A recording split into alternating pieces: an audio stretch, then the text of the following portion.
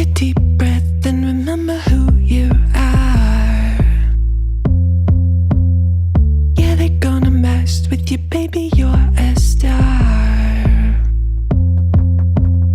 Stepping in the spotlight, you know that it feels like time to put up a fight, honey. Got nothing left to lose, so let's start right now. Everybody want a piece of you. Gotta give them what they want, it's true. You're symphonic, yeah, so iconic. If you didn't know before, now you know. Now you know. Take a big step away from who you were. Flashing that smile and the whole world's a blur. Positively powerful. Flash me that smile. Happy Wednesday, 10 a.m. Dreary, maybe a little rainy, maybe a little cool, but life is grand. I'm here with Stacey Steinmiller and executive coach extraordinaire, etc., etc. And if you haven't done it already, you should subscribe to Stacey's blog via the Substack.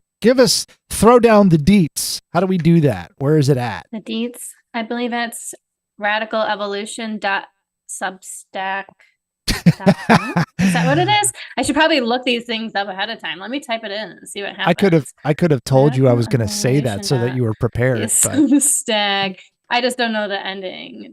Sub. Well, either way, we'll put it in the comments. That's what it is. This seems to be a good roadmap for some of the things that we're going to talk about, which I like. And in the latest article, you had a prompt, which I'm pulling it up. Which right I had up here, and then everything reset, so I don't see it. But I got it. You want me to read it? Yeah, you read it. You read it. Okay. The prompt is: what part of your life once saved you, but now feels too small for who you are becoming? And that's huge. So, yeah. And it probably makes more sense if you read the article first. But basically, I'm talking about looking at things that were really important, a big part of your life, maybe really positive and maybe an integral part, something like that. And then it's maybe you feel the tides changing with that. And that can be really scary. It's almost like this existential crisis can happen when we experience that. And it's like, wait a minute, I don't know if I feel aligned with this anymore. I feel like things are changing. And then that scares us. And then we attach to like, well, no, it has to be like this. This is what worked. And oftentimes I find we suffer a lot by trying to attach to what once was versus allowing the evolution to take place. Yeah, and it's almost like you're putting yourself in a box that you thought you wanted to be in, and then you realized like maybe you're outgrowing that box. I don't know. Yes. This has happened to me numerous times in my life, right? Yeah, like same. going back as far as when I first got married and started my family, playing music was a huge part of my life. I was in 2 bands.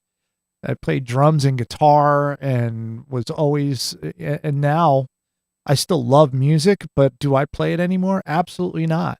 And, you could make an argument that that's a bad thing, or I really do love playing music, but I put my identity as a parent and, the future of my family's income and all that kind of stuff took a priority over, because it wasn't like now, I guess it would be a different thing if I were a professional musician. I was making my money as a musician, and that's who I identified as, but it's not. I identified as a musician kind of as a hobby, and it's something that I really enjoyed doing that helped me kind of, it still was someone who I was, but not in the sense that I needed it to pay for, pay rent and stuff like that. Right. So that Yeah. like completely changed. And the interesting thing is over the years, and even as recently as last year, I've tried to grab back on to that Mm, identity, and yeah. it just didn't stick because it wasn't. I don't know. It's kind of weird. It's like I really wanted to. Like I bought a new guitar, and I'm like, I'm gonna start playing guitar, and I bought this thing for like online lessons. I'm like, I'm gonna pick it Mhm. up, and just other things took priority again. And so I Yeah. thought about it, and I'm like, well, I guess it's not as important to me as I thought it was. Yeah. Yeah. And that can change, right? Yeah. It's interesting. It can be feel like a really weird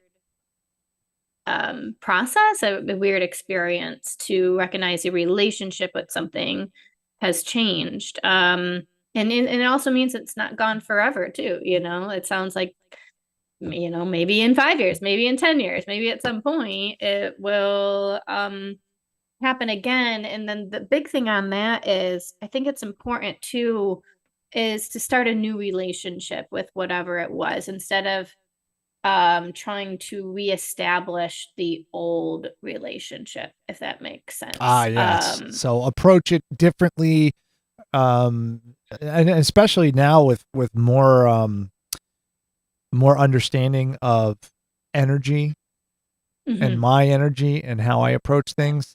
Like that wasn't even in my head. Right, So at the I can time. totally Yeah. see how when I approached it, it was really kind of half-assed. It was kind of like if if I have time in the Right, morning, I which is think I should not come. going to work. Right. You can't Yeah, set any, first of all, you can't set any goal that way. That's, right, right, a recipe right. for failure.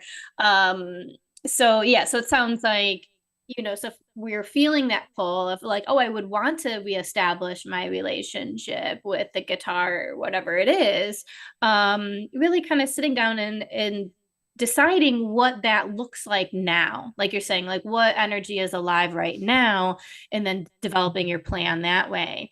And you can even do some really weird prompts like, how does my guitar want me to approach it right now? What, like, you can even um, do it like that way, like a No. real like relationship, As of right now, my Um, guitar is gently weeping in the corner, but this is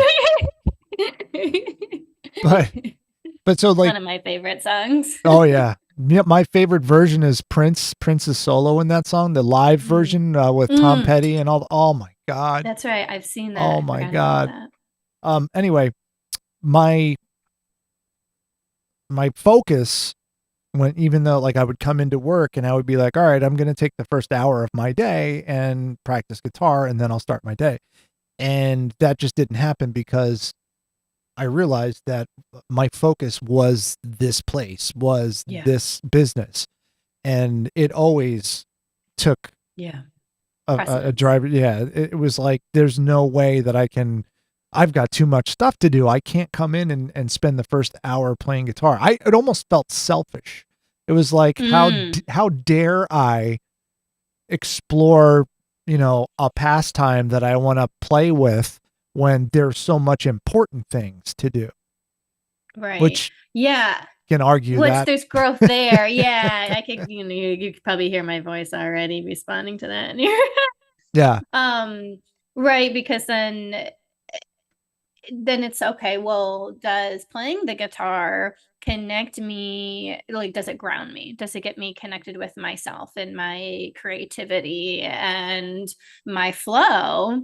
Then, if so, then now all of a sudden that becomes a very big priority, right? To start the day in that energy, which then you move from for the rest of the day. And like these are the things we've talked about too, about like when you're feeling stuck in your head, going for a walk, and it's not that walk or playing the guitar or whatever it is taking away time from what you're doing. It's actually setting the stage for things to be better and for you to feel better in what you're doing. So that would be my argument. Or is that what you already know that one? The interesting part about that is, like, if I were to, at some point in my past, if you would have said, just playing guitar ground you, and I would have been a resounding yes. But in the 25, almost 30 years that time has passed where I haven't played, my skill level has dropped into the toilet. So, it's not grounding anymore. Yeah. So now it's frustrating. Now it's frustrating because I can't play the things that I used to play. Right. I don't have the chops anymore. So I try to, like, play some chords and it just sounds terrible. And I get frustrated and I put it down. I'm like, I don't want to freaking do this because I got to start over. I got to learn, I got to learn it all over again. And it's like, that's too much work. I don't want to do that. And I'll just learn French instead, or German. That's the other thing. Yeah. Right. And that's the thing of why it's so important to start a new relationship with whatever it is. Because then, you're putting expectations on it to be a certain way, which is just not, and that's with real relationships, right? Like, why don't you act the way you did when we first met? You know what I mean? You're putting these, like, expectations that just, it's not helpful versus what's alive right now, what's true right now. That's where we have to start instead of resisting it. And I like that that concept of creating a new relationship with it. Like, it's not something that I actually considered, but it makes perfect sense. It's like, okay, let's almost pretend that I've never played guitar before and I'm interested in it and I want to learn. How would I approach that coming from that, angle? Like, I've never touched the instrument before. I've never, like, let's play with this and see how it goes. As opposed to, I want to be where I was 25 years ago and getting frustrated because it's not possible to just suddenly be, and some people can, some people have a certain skill level where they can put it down for 30 years and then pick it up, and a week later they're, like, back to where they were before. But I wasn't like that. I mean, I don't know about that, but yeah, it's, I think everybody really has to restart in some way, shape, or form. So that's like beginner's mind. You might hear that, like, that term. So can you approach any new endeavor with that beginner's mind, and the desire to learn versus the desire to already be an expert, the desire to already know? That's a mindset issue I've historically has struggled with my entire life is I feel very uncomfortable not knowing. So when I put myself in situations in which I don't know, I hate it. My ego hates it. It really throws a hissy fit. And then that's what's like, well, this isn't worth it. This is stupid. But really, it's me just being uncomfortable with not being great at something because I don't like that feeling, I totally can identify with that. Totally. And now I'm thinking which things in my life right now should I re-examine my relationship with and perhaps start anew. Yeah. In a new way with a new energy. It could be this where I'm at right now, and my daily, adventures as an entrepreneur and small business owner. And that's something that, we've been working on for a while, and it's still there's an inconsistency there where I still fall back into, like, this feeling of and I try to create, it's really more about the way I've been doing it is more about, like, focusing on different things and not necessarily changing my relationship with it. Like, that's actually pretty deep, that I think I would need to learn how to do that, especially with something that you do every day. That's part of your life. That's a major goal. It's like, how do you restart that relationship with that part of your life that's so big? And that's something that you had to do with your job. Yes. With your profession, which is a huge undertaking. How did that go for you? How was that? I know it's in the article, but kind of. There's so sum it much up. I could write Yeah. every week and for years It's a big about subject. just this one thing, right? But part of me was really in denial of how big of a shift it was. I was like, well, coaching's like pretty much therapy, just a different word and different focus, whatever. It's the same thing. I'm just doing the same thing. And it was like a couple years later. I can't remember what I was thinking about and what I was doing. I was driving. This always happens when I'm driving. I know that part. And I called a friend of mine and I was like, I just really up and started a completely new business. This was like 2 years into after having closed my therapy practice and just solely in coaching. And it like dawned on me. I was like, what? I like really just did that later. So yeah, I was in denial that for a while as to how big of a change that I made in my life. So that I don't recommend being in denial, but you asked how I dealt with it. Well, I would say the first couple of years I didn't. I didn't. Yeah. Yeah, that's I totally get that. And I mean, kind of when I say my hand was forced to go full time here. Mm-hmm.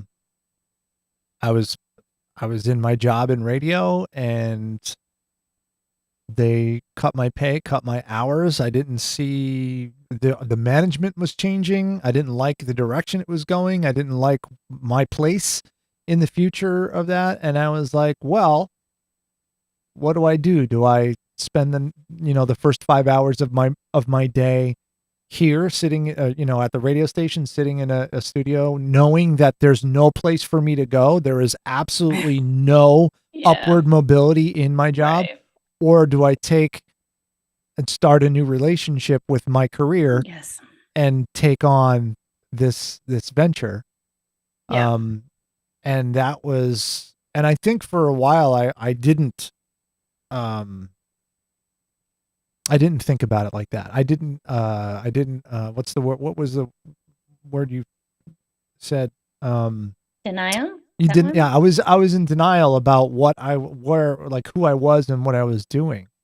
Yeah. And I was just like, well, it was almost like I just decided to do my part-time job more as opposed to making it a full-time job. Yes. You know what I mean? Yes.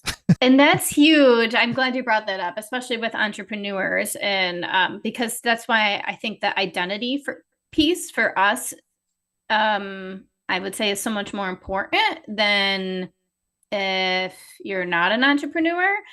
Because like you see that energy difference of if you're just like, well, I'm just doing this thing on the side more. Well, how seriously are you going to take your job? How hard are you going to push yourself? How many uncomfortable things are you going to do to make it work when you're like, I'm just kind of doing this thing on the side versus this is who I am. This is what I'm doing. This is what I'm going after. And this is what's going to happen. And in order to make that shift, you really have to create an identity with that. And now I know we're now on a whole different topic, I feel like, but imagine that. Imagine that. How does this happen? But yeah, but that's where it's recognizing, and I think that I'll bring it back to the prompt so we don't go too far all over the place, is then recognizing, this identity or seeing this as, I'm just doing this part-time thing more, like that's not serving me, right? I need to kind of let that whole part way of seeing it go and start this new venture in the energy that can take me to where I want to go, to where I actually want to be. So anyways, to try and bring it back a little bit. and that's, that was what happened shortly after. I mean, this was pretty much at the height of the pandemic in 2020, so yeah. I think we're all out of sorts anyway. Like we weren't, Right. it wasn't Reevaluation of everything. yeah, Yeah. yeah. There was so Yeah. much to reevaluate, and our and a bunch of us were always tired of hearing that new normal, the new normal. But Mm, that's what it was. It was yeah. definitely, things were all just thrown around, and we're like, I don't even know, I don't even know what's going on here or where it could go, Yeah. because who knows what's going to happen. It was just sort of Right. way out there. But because of that um, time in the pandemic, there were things that were brought to my attention. Like, for instance, there was those EIDL loans that they made Oh, right. available, Yeah. and that was when I said, all right, I'm doing this full time. I'm making a commitment. Yeah. I'm Yeah. gonna take this loan, and I'm gonna Yeah. make this company work. Yeah. And that Which is was like awesome. no turning back. That was like burning my ship. It was like, that's it. Yeah. We ain't going back. Right. And what? But after that happened, that moment was, okay. This is a business. This is an Right. actual thing that we're doing. And that Yeah. my attitude toward it definitely changed. But I still come back to that point where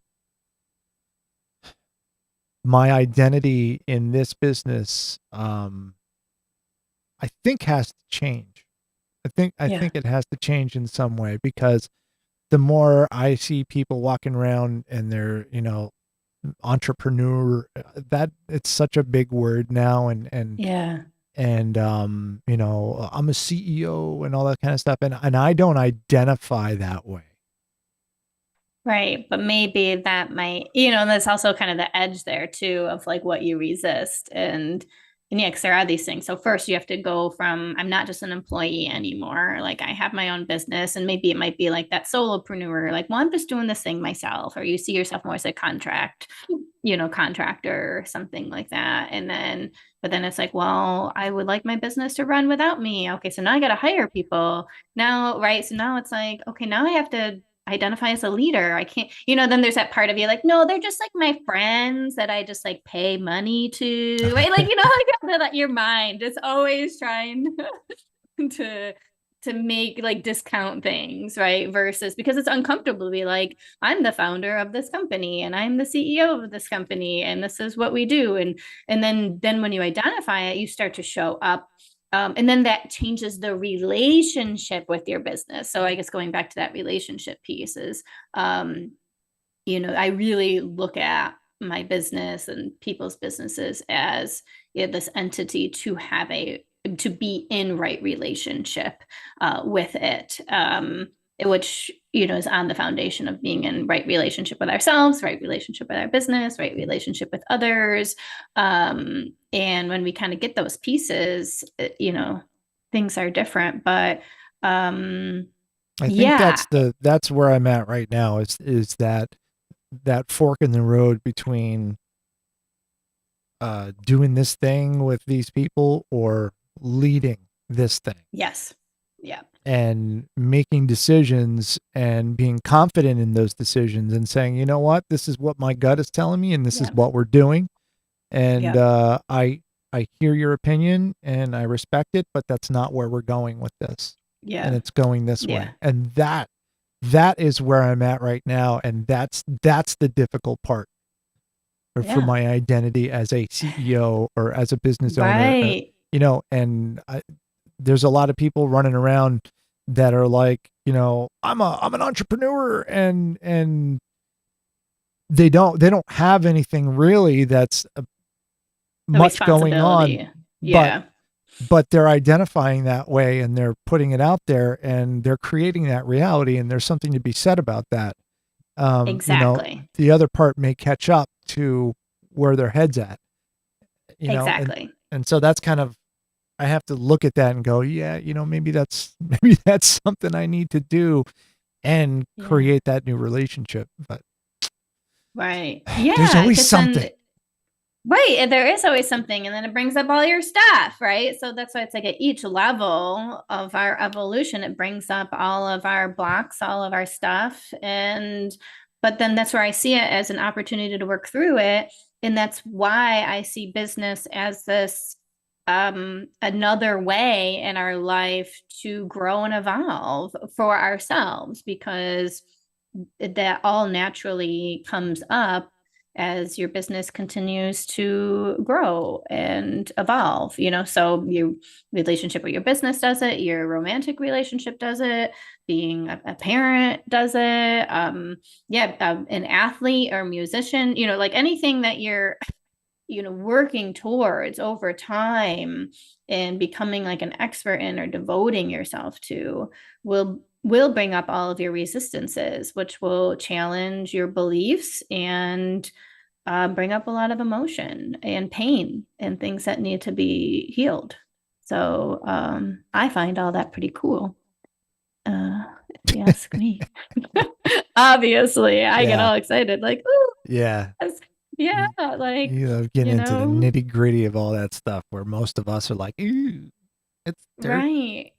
But for me, it's like, okay, not only do you get to work on growing your business, but you're also like healing your past and pain at the same time, like you can heal, family relationships while you're growing in your business, because it's when you get to a crossroads of, I actually have to, own who I am and say, this is what I love and what I do, and risk being rejected. But in doing that, you recognize, well, I'm the one that's been rejecting myself the whole time, right? And then there's like this big epiphany, and then you do that, and then all of a sudden, maybe these family relationships have become way less stressful than they were, or whatever it is. Like, there's so many things that happen, and so I just find that really cool. Like, oh, awesome. Like, I was able to do all this and grow because of my business. Yeah. And I didn't even, this is something that I've discovered over the last couple of months, is that the growth in business has also contributed to personal growth. Yep. And understanding myself and all that kind of stuff. So yeah, I see. I know what you're talking about. I don't get real excited about all that stuff because it's hard work and it's unnerving sometimes. But when you get through it and you look back, you're like, that's pretty cool. Yeah. And my cool. disclaimer is I get really excited with other people. Right, but not you your should own. see it for myself. I have hissy fits. Like I have hissy fits, and I do all that. My coaches have, I've put them through a lot. But I think it's worth it, obviously, or else I wouldn't be here, and I wouldn't be then doing it with other people. But disclaimer is, it's not pretty as I do it with myself, which I'm trying to share a little bit more about that. My clients, for the most part, really know that I share more, but I don't think the rest of the world knows it as much. So that's kind of also the purpose of, writing these articles every week and so forth, is sharing a little bit more. So people, it develops a good relationship in that trust by people realizing, like, oh, she went through all these dark nights of the soul and continues to go through them. Exactly. It makes you feel good when you know that your coach has actually personally gone through these things and has experience with it and knows a thing or two about how to get through it. I mean, that's huge. It's not just like, you're not just referring to a manual saying, well, the textbook says that when this happens, you do this. It's like, no, when I went through this is how I dealt with it. And this may be a way that you do it. Right. And that's a big difference of what I see between being a therapist and a coach. Whereas in my therapy practice, everything you're doing is more from what you learned or from your experience of working with clients, or things like that, and it's way less to do with yourself. And then now it's like, okay, that shifted a lot. Now it is a lot to do with myself, and that's still an adjustment, right? Even it's been years, but you told, like, don't talk about you for, Yeah, so we're not here to talk long. about me. We're here to talk about you. And then like shifting it. Well, the link for subscribing will be in the comments. We'll throw that down in there. RadicalLifeCoach.com for Stacey. Come on over to Rockfox in Bushnell's Basin. Check out, we're doing some cool stuff with the studios you might be interested in seeing. Rockfox.com if you want to book a studio tour and come by and ask us how we can help you with your podcasting goals. And until next time, until next week, we will see you and you will stay positively powerful, right? That's how it works. I think that's how it works. That's how it works. Now you know. Now you know.